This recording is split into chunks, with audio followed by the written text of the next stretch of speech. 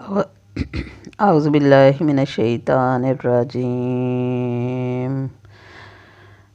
سورۃ النساء مدنیہ، آیات 40 تا 50، اردو ترجمہ۔ بسم اللہ الرحمن الرحیم۔ اللہ کے نام سے شروع کرتی ہوں جو بہت مہربان اور نہایت رحم کرنے والا ہے۔ من الذین ہادوا یحرفون الکلم عن مواضعہ ویقولون سمعنا وعصینا واسمع غیر مسمع یراؤون لیا بألسنتہم وطعنا فی الدین ولو انہم قالوا سمعنا واطعنا واسمع وانظرنا لکان خیرا لہم وأقوم ولکن لعنہم اللہ بکفرہم فلا یؤمنون الا قلیلا۔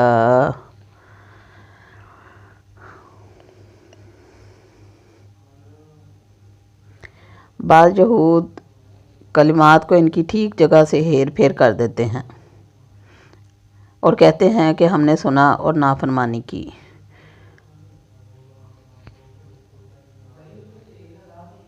اور سن اس کے بغیر کہ تو سنا جائے اور ہماری رعایت کر، لیکن اس کہنے میں اپنی زبان کو پیچ دیتے ہیں اور دین میں طعنہ دیتے ہیں۔ اور اگر یہ لوگ کہتے کہ ہم نے سنا اور ہم نے فرما برداری کی اور آپ سنیے اور ہمیں دیکھیے تو یہ ان کے لیے بہت بہتر اور نہایت ہی مناسب تھا، لیکن اللہ تعالیٰ نے ان کے کفر کی وجہ سے انہیں لعنت کی ہے، پس یہ بہت ہی کم ایمان لاتے ہیں۔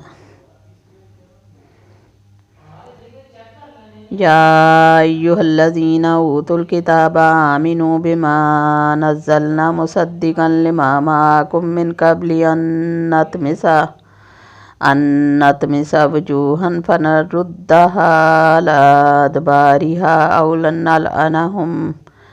او نلعنہم کما لعنا اصحاب السبت وکان امر اللہ مفعولا۔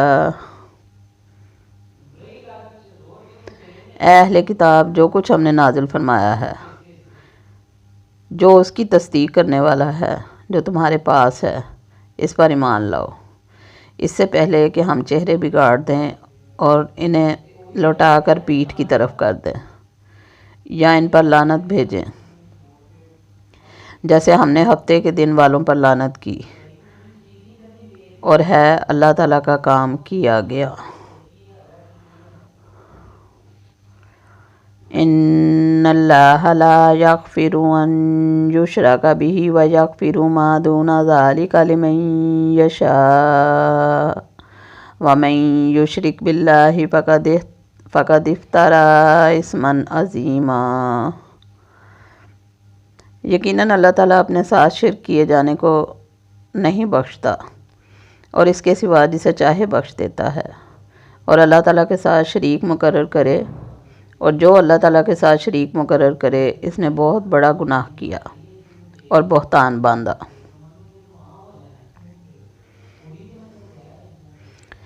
الم تر الی الذین یزکون انفسہم بل اللہ یزکی من یشاء ولا یظلمون فتیلا۔ کیا آپ نے نہیں دیکھا جو اپنی پاکیزگی اور ستائش خود کرتے ہیں، بلکہ اللہ تعالیٰ جسے چاہے پاکیزہ کرتا ہے اور کسی پر ایک دھاگے کے برابر ظلم نہ کیا جائے گا۔ انظر کیف یفترون علی اللہ الکذب وکفی بہ اثما مبینا۔